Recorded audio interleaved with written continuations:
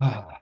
Well, we have many things we could chat about, but one of the things that comes to mind is many of our devotees here today know a bit about your weekly blog, Touch of Light. And what I think it shows is your ability to take these teachings and really bring them into daily life and help people make it see the potential of living these teachings in day-to-day challenges that come up. And perhaps you could share a bit about what it's like to tune into how we can apply these ancient and deep teachings into moments where we all face, that challenge to meditate, or the issue in the daily life in family times or anything like that.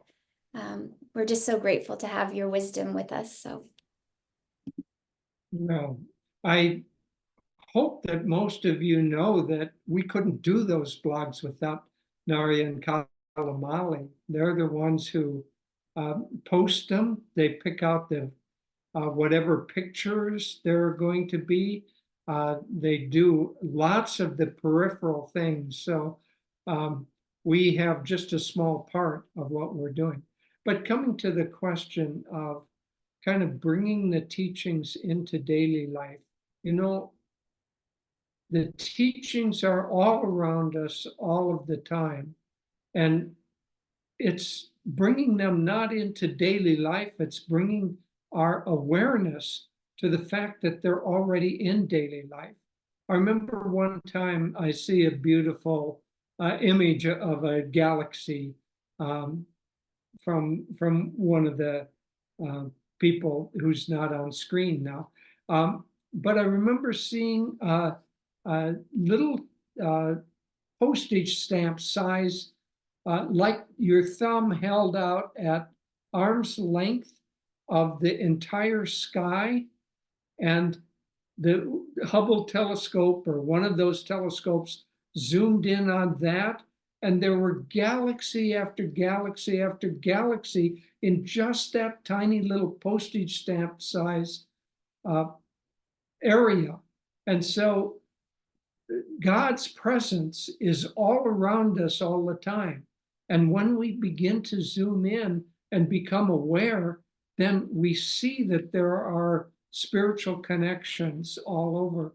One of the advantages, I must say, for me, of having to write a blog every other week, Devi writes one week, I write one the next, is it keeps you alert to the presence of miracles in your life, to the presence of teaching moments in your life, something spiritual and spiritually educational is happening every day. And it's our job not to create those, they're already being created for us. It's our job to be aware as we go through life. But really, I think the biggest problem that devotees and potential devotees face is that we're just distracted. We're distracted by the problems, we're distracted by our moods, the thoughts that we have, the little incidents, our reactions, most of all, our likes and dislikes. If they're too strong, then they essentially consume all of our attention. And so we need to pull back a little bit, become a little less attached to all the moments in our life, and most of all, if possible, to celebrate what's happening as an opportunity that's being given to us. As Master said, as Yogananda said, everything that comes to us is either for our education or our entertainment. So whatever's happening, you're either being entertained or educated, and most of the time, both together. And it's just a matter of being aware of that, aware of your own life. So, and of the kind of deeper spiritual aspects of it. Yeah, I'll share a few things as well. You know, Yogananda brought a path, a spiritual path for our times. You know, he obviously was deeply rooted in the ancient yogic tradition of India, the Himalayan yogis in the caves and withdrawing from the world and so forth. But he was sent on a mission to the West, to America, but by extension, all of the rest of the world, really, to show people that in this age, it's really the times we're living in, it's a rajasic, active age, that just to say, oh, you have to meditate 5 hours a day or withdraw from the world and be a renunciate, it's not what people need. What people need, how can I live my life on a higher level of existence, a higher level of consciousness, not changing anything, not changing family or home or job or pets or any demands, but just saying, let me find God right where I am. Meditation is part of it because it enables you to disconnect. But then, you know, how, if we meditate, you know, even 3 hours a day, what do you do with the rest of your time? Just forget about higher consciousness? No, you have to practice it. As Master said, or Gyanamata, excuse me, his most advanced woman disciple, your religion must be practiced in the cold light of day. And that's what we need to do. We need to say, okay, maybe dear one in my life just got a terminal diagnosis. Maybe I just lost my job. Maybe I try to meditate and my mind is totally scattered. Nevertheless, if we've been given a path, Master brought a path to the world of integrating meditation, trying to connect your consciousness with higher realities, find it your own higher self, but then to live our life in such a way that we're expressing those. I'll just close briefly because I know there's other questions, but right now, every springtime, we in the fall, we plant 20,000 tulips. It keeps getting more every year. This year, I believe it was 20,000. And so right now we're in the middle of what we call Springtime at Ananda, which is a tulip festival. And we have people coming from really all over America. We're just over in 3 weeks, we've had 17,000 people visit to see the tulips. But what's important, I mean, people can go to gardens all over the world, but people comment. You people are so kind. You're so thoughtful. You make us feel so welcome and at home. And then they ask the question, what do you all do? What makes you that way? I mean, it's not just us two, it's a whole community of people, hundreds. And it's because we're meditating, but then we're living it in daily life. And that's, in a way, meditation's the easy part. It's living it in daily life that's the challenge. And but if you just keep using as your pole star peace, kindness, higher awareness, whatever happens, then you can fight that battle of winning the demands of daily life. It's amazing. Thank you. Such beautiful wisdom. And So helpful.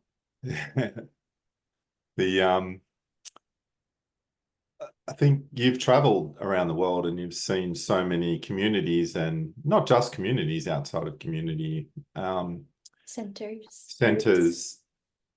I'd love to hear a summary of that point where Swami, the Ananda village started, and then maybe the evolution of that, you know, because that was a big commitment. You both had different lives, and so that commitment then, and what your thoughts were. But then since then, you've seen different types of communities around the world and seen that evolution as well. It'd be wonderful to hear your perspective.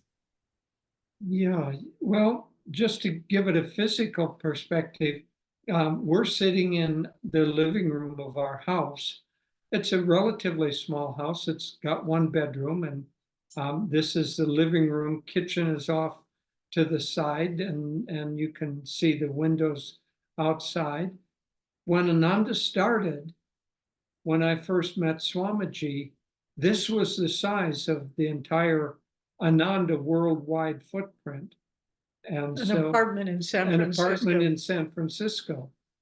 But residing in that apartment was Swamiji, who had been trained by Master and who, of course, had come into this life with many lifetimes of being a very dedicated and serious practitioner and disciple. So it was the consciousness, and then that consciousness began to spread. But Ananda is really, it's less a landscape than it is a mindscape. And so that same consciousness came from Swami's apartment, and then we acquired some property in the foothills of the Sierra Nevadas, and beautiful rural property. We started with a meditation retreat because Swami, living in the city, wanted to have a place where people could come and learn teachings and practice and get outside the city. And then after a few years, we began to say, well, it isn't enough to ask that people always come to us. We also have to go to them. And so we began to establish meditation groups and centers and eventually communities in various cities, mainly on the West Coast of America. And we now have some beautiful long-time communities on the West Coast: Seattle, Portland, Palo Alto, Sacramento, and Los Angeles. And then we have hundreds of meditation groups and centers around the world. We have another big community in Europe because Europeans can't easily come here. Then we have many, many centers in India. And but it's that same consciousness which was infused by masters, by Yoganandaji's teachings and his great power, his spiritual power.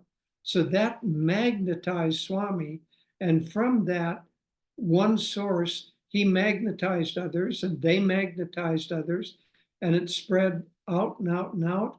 And you're just kind of the latest twig on that branch that's been growing out, and you yourselves may very well grow into a branch that's got other twigs, so that you're feeding other people, you're helping other people, you're befriending or spiritualizing the lives of other people. And it's all God flowing through. The basic thing is, if somebody is willing, then God will find a way to appropriately flow through that person in their life to the extent that they're willing. And so really, to a certain extent, that our main job is showing up and letting God use us as his channels. You know, when Swamiji was coming from New York to Los Angeles in 1948, when he had just finished reading autobiography, he had not yet met Master. He was on his way to meet him.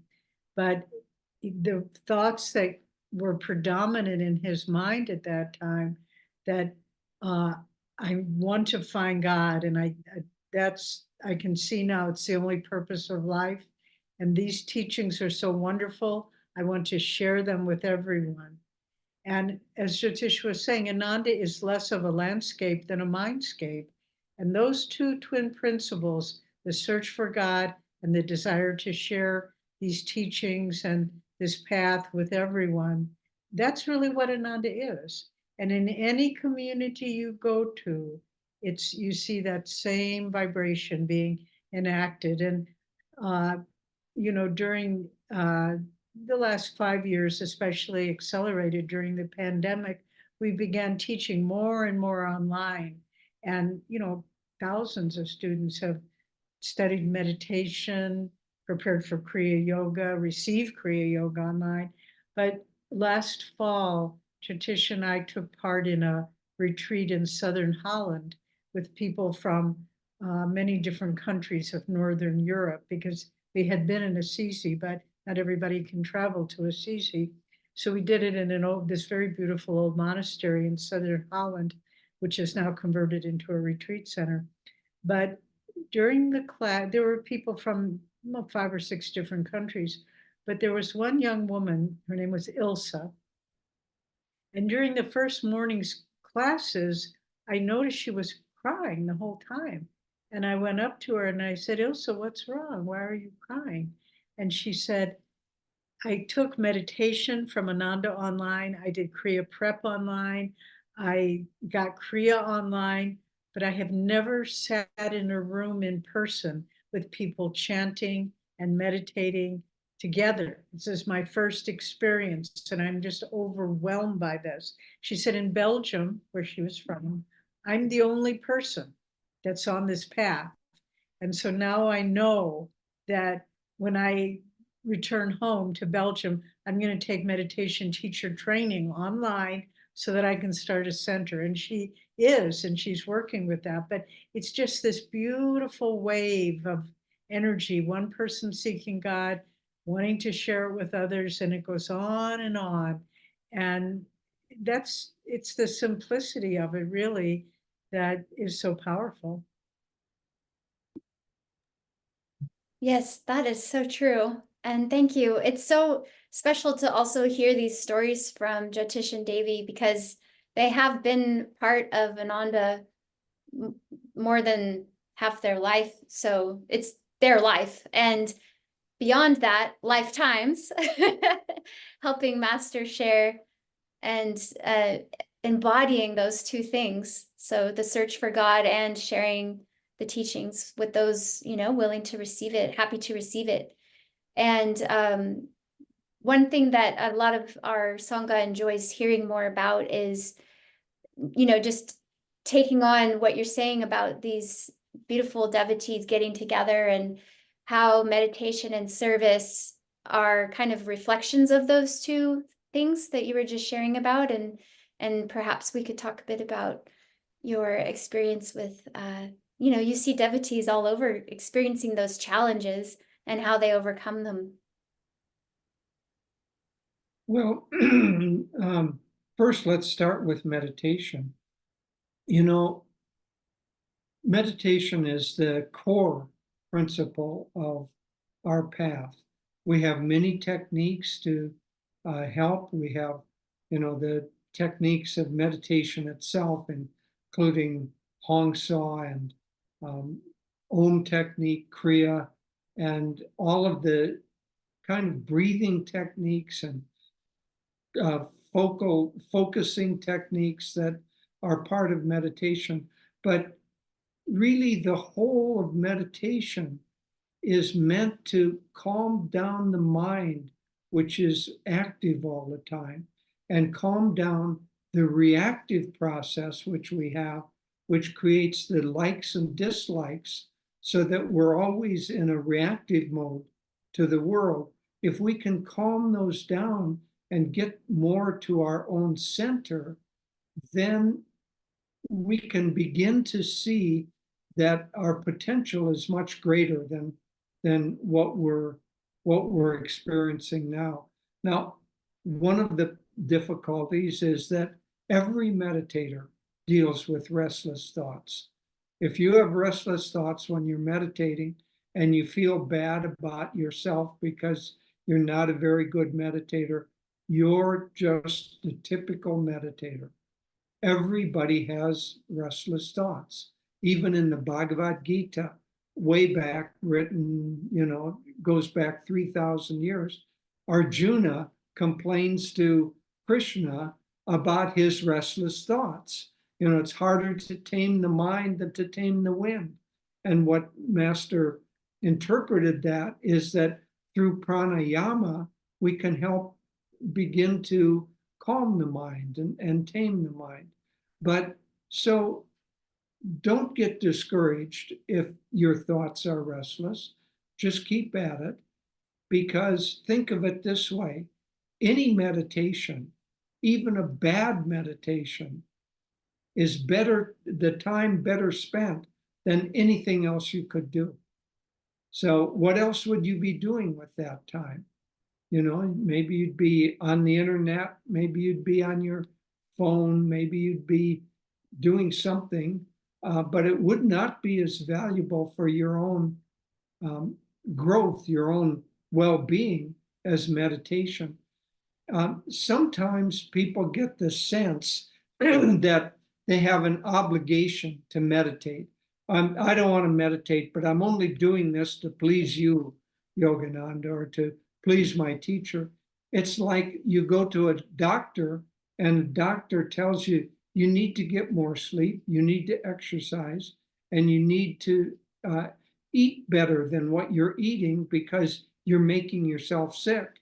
And so you sit down with a salad and you say, I'm only doing this to please you, doctor. We've got it reversed. They're just giving us, the doctor and the meditation, the great gurus are just giving us tools for our own well-being. And the more we can apply those tools, the better we are. And then I'll touch just very briefly on service. Service is like active meditation.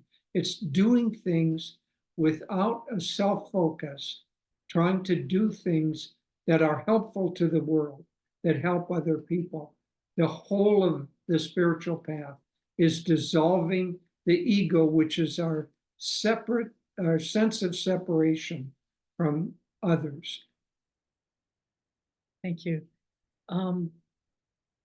Yeah, I really very much enjoy encouraging people in their meditation practice, because I think we are our own most strict judge. You know, we just have expectations that we can never meet. And you know, Swami Kriyananda, towards the end of his life, after incredible accomplishments, you know, in service to his guru, said, I don't know that anything I've done has really pleased Master. And we just said, Swamiji, how can you say that? But, you know, we all think that whatever we've done is so insignificant, so unworthy, you know. And I remember we were blessed, Jyotish and I, that Swami allowed us to spend a great deal of time with him. But we hardly ever, I think in all the years, 40 plus years we were with him, we asked him very few personal questions. We were just there to give him energy and support and whatever he needed that we could do. But he was blessing us all the time. But once we were driving in a car, riding in a car, and he mentioned how much somebody had grown spiritually. And I don't know, I surprised myself, but I just said, I had been on the path maybe 15 years at that time. I just kind of said, partly to myself, I don't know that I've changed that much in these years. And Swami just very strongly said, how can you say that? You're an entirely different person than when you came. I couldn't see the changes. I had tried to meditate. I had tried to serve. I didn't feel I was very good at it, but we can't judge ourselves. We don't know how much, you know, Swami used that image about overcoming karma. He said it's like a nail in a board, and we're trying to pull it out with the prongs of a hammer. We don't know how much of that nail is in the board. And so it is with our karma. We don't know how much we're overcoming. We don't know how much we're changing, because the paradoxical thing is, the more you grow spiritually, the less you're aware of yourself. And so it's just like, oh, am I different? I didn't know I was different. I wasn't thinking about it. And so it's I just, if there's anything I can say to you as a most important thing I would say during the satsang is, keep trying to meditate, no matter how hard it is, no matter how ineffective you think you are, just keep doing it. And then little by little, you'll start to realize, no, I really am different. I really am not the same person I was. And then as far as service, it's as Jyotish said, and it's just an expression. Serving others is an expression of meditation in the sense that meditation helps us to feel our unity with all life. And so if you're picking up a little bitty bird that fell out of a nest, or moving a little worm that is on the sidewalk because of the rain, putting it back in the grass, it's all service. It's all service. It doesn't have to be teaching a discourse. It's just feeling I am a part of all that is. And my job is to give love and help to anything that comes in before me. And it's a wonderful way to live. Thank you. If there's not tears by the end. I'll share a quick story. When Swamiji was in the hospital, he had a lot of health problems. And someone asked him, Swami, are you taking on other people's karma? Because he didn't like to acknowledge that. But he said, he paused and he said, well, we all do what we can. That was his way of acknowledging it. But once we were visiting him in his hospital room, and his room was filled with flowers, of course, from people all over. And then there were about 5 of us in the room with him.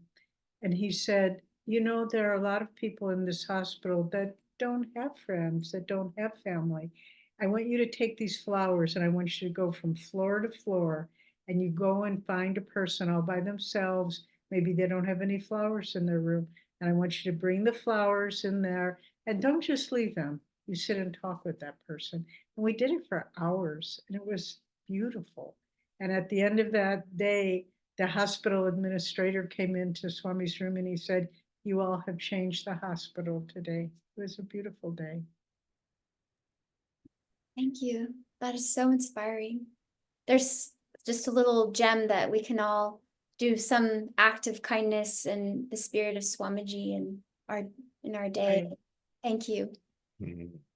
And yeah, it's just amazing. And I'd love to hear around what you've seen about magnetism, you know. So we've talked about individually and how we can get through our life, and then we've talked about community and the growth and how that all works, and then meditation and savor. But how group magnetism is powerful, you know, that could you have seen the work that Swami did if it was scattered originally? Was there a timing with it all? If that question makes sense. Yeah, you know, it just grew organically, basically. But speaking of magnetism, there's a principle of magnetism, and that's Master said, the stronger the will, the stronger the flow of energy. And so think of will as enthusiasm. Swami Kriyananda, in fact, defined enthusiasm as the power of joy flowing through an individual will. And so the power of joy directed toward something. And so if you're enthusiastic about what you're doing, there's going to be an energy flow. And that energy flow will create magnetism. Now, it couldn't create negative magnetism. You might be very enthusiastic about robbing a bank.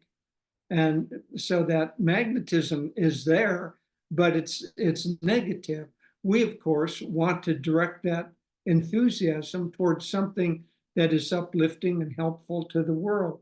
So what tends to happen is that centers form around people who are willing at least to do something. It might be just holding meditations in your home once a month or once a week. And you might think, well, that's nothing, but it's very probably more than anybody else in your entire city is doing. So it's something, and that energy will draw people, and that magnetism will form a group. And the group energy is the combined flow of energy and combined magnetism of everyone's efforts together. The more people do together, the more fun they have, the more they meditate together, the more any kind of expression of enthusiasm, the more magnetism that group will have.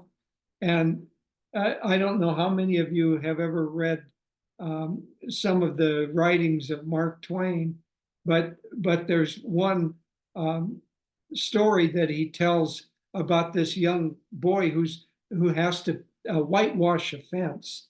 Tom Sawyer. Tom Sawyer. And so he's, of course, kind of upset that he has to spend his free time whitewashing a fence. So he starts whistling and he's so happy. And pretty soon another person comes and says, oh, that looks like fun. Can I help? And soon he's got a bunch of people helping him. And then he slips off and lets them whitewash the fence. Well, of course, it's humorous, but the principle is there. If you do something with enthusiasm, people want to join in. So if you're starting a meditation group, just do it enthusiastically. Have fun with it. Try to make it fun for people to come. Maybe there's food involved. Maybe there's music. Whatever you can think of that's natural to you. Get an energy flow, and it will create magnetism. And that's how Ananda has spread around the world. That reminded me, Tom Sawyer whitewashing the fence, of an episode in my own life. Many years ago, we were having a big Indian banquet, and this was, we were preparing it for several hundred people. And I came in and I said, can I help? I wasn't on the kitchen staff, but they said, well, there's this box of lemons that we need to be juiced, and here's a little hand juicer. And can you juice this box of lemons? So I said, okay. So I took the box and I went outside on the deck of the kitchen. It was pretty outside under the trees. And I started juicing, and it was fun. I enjoyed it. And then this guest came up and he said, oh, what are you doing? That looks like fun. And I said, well, I'm just juicing these lemons. Can I help? And I said, sure, just go in the kitchen, get a hand juicer and bring out a bowl and we'll divide the lemons. So he did that. He came out, but then he started juicing and he looked at me and he looked at what I was doing, which was with joy and enthusiasm, but he didn't have that inside of him. So he said, I think your juicer is better than mine. I said, okay, let's trade. So we traded juicers.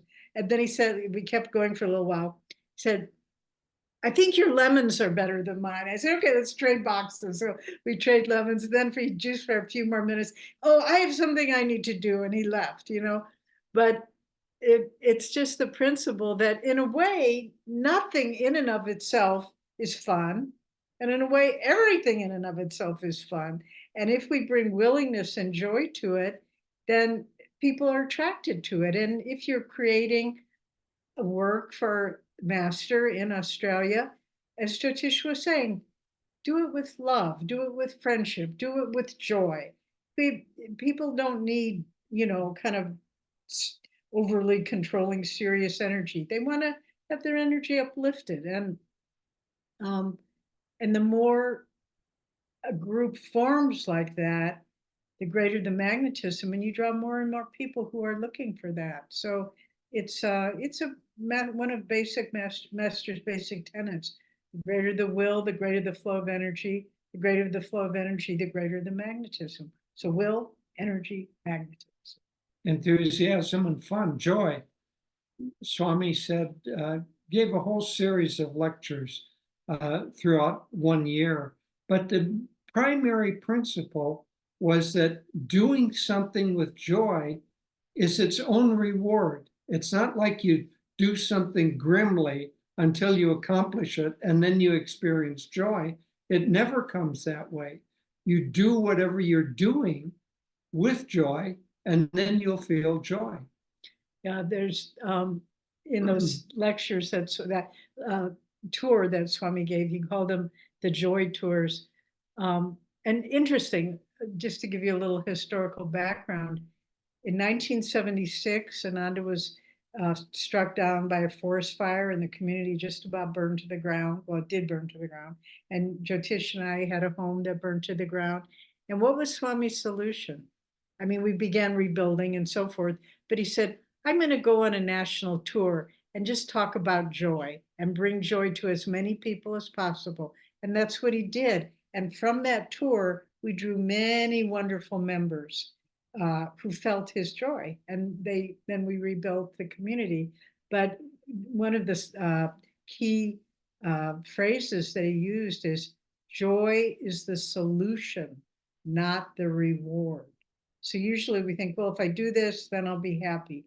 But it's, if I do it with happiness, then I'll be happy, then I'll find joy. So it's a very important principle. Yeah, and don't let too much practicality stop you. You know, we lost money on those tours. They were expensive at a time when we were trying to rebuild the community. But Swamiji knew the principle that energy attracts energy. And so if we'd said, oh, we can't go, it's too expensive, oh, we have to stay home, we have to rebuild, oh, let's think about ourselves, it wouldn't have resulted in the beautiful community we have. But that outpouring of energy and enthusiasm rebuilt the community far better than a series of practical steps would have. And also, while we're on that, you were asking for stories. You know, we had no insurance to rebuild, and there was no visible income sources, but the cause of the fire was a piece of county equipment that had a faulty spark arrestor. So it was shooting sparks out along the road on some dry grass, and the grass caught on fire and caught the trees and underbrush, so forth. And we weren't the only ones burnt out. All of our neighbors were burnt down. And they sued the county for the county in which we live, for millions of dollars. And they settled out of court for big sums of money. But Swami wrote to the county and he said, we didn't come here to this area to take, we came to give. We sustained the largest loss, but we're not asking for anything, compensation. And I think, again, Swami putting out the energy with the joy tours, that thought, we are not here to take, but to give. Somehow the money came and we were able to rebuild better than ever. Thank you. That was very encouraging, and it's just something we can all really meditate on and really take into our spiritual life and how we can behave in the world. I think it's an interesting conundrum, isn't it? Because self-realization or self is a very selfish thing, but it's not. Maybe you could expand on that a little, because we often, we get a stage where I need to find God, and we hoard it. We that's our mission, it's like that cave yogi. Yeah, what's different in this age? Yeah, every soul has their own pathway to God. And for some to be in the cave or to withdraw from people and not be too involved in the world, for some people that's right for them.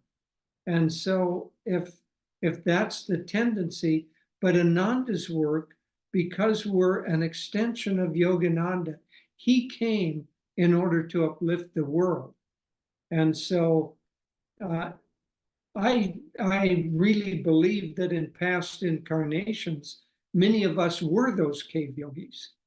But in this lifetime, because we're connected to Yogananda, we have the opportunity, and I would say for those of us who are serious, the responsibility of trying to help uplift others, not just ourselves.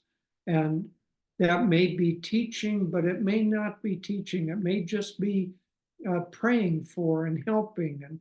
But in some way, we need to bring our spiritual path into the light of daily activity and help others uplift and lead better, happier, healthier, more joyful lives. And, when Ananda got started, as we kind of implied, it was just a handful of people, maybe 15 people. Now, we can't even really count them because people are all over online and in many different ways.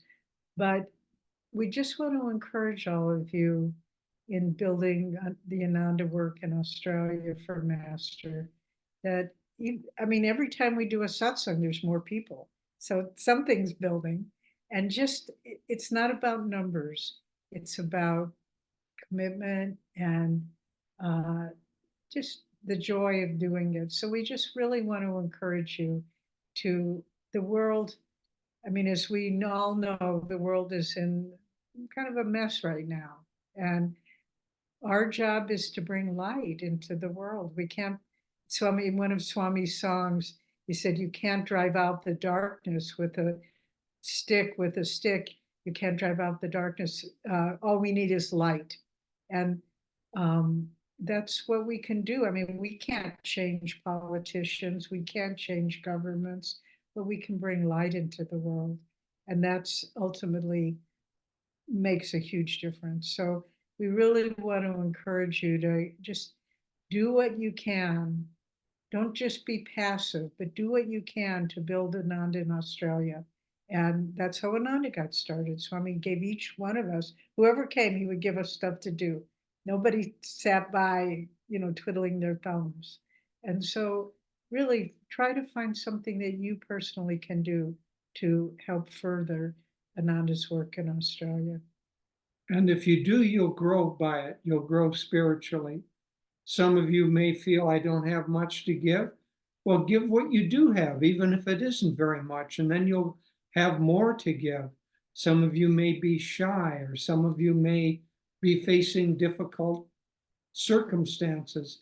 But whatever you do, you will grow from it, and you'll grow stronger and happier and wiser, and you'll be of utility, of service to the world. That if everybody in the world spent, 20 minutes a day trying to make the world a better, happier, kinder, more friendly place, what a difference this world would be. Instead, people are collapsing in, thinking of what I want, what I need, what I'm going to get. I don't care about others. And it spreads out through populations and governments and world culture and media and all of that. But those of us who want more light need to give more light. Very good. Well, dear friends, we're going to have to sign off soon. We've got another engagement in less than an hour. We have going to a book launch for Darshan's new book. So we have to go there and attend that. But I thought just to end on a very happy note, maybe you could tell the joke about the dog and the dogs and pets up in heaven. Okay, I always like to tell, Yogananda used to like to tell a joke. So this is about three pets that were riding in a car, and they got in a crash, and they all three died. So they're at the gates of heaven. And so St. Peter is there, and St. Peter says, well, tell me a little about your life. Why should I let you in to heaven? And the first is a German Shepherd. And he said, well, I was a service dog, and I helped this blind person. I was very loyal. I was very loving. I spent my entire life helping him, serving him, and helping him be safe everywhere. And Peter said, well, that's very noble. Come in, you can sit on my right-hand side. And the next is the dogs. He said, well, I'm a border collie, and I spent my life helping a farmer with his sheep. And I would herd them, and I'd make sure that the sheep were safe and that they always got back to their home, their corral, everything. And I was very loyal, very loving. And Peter says, well, that too is a very noble life. Come in, you sit on my left-hand side. And the third was a cat, looked at Peter and said, "You're sitting in my chair."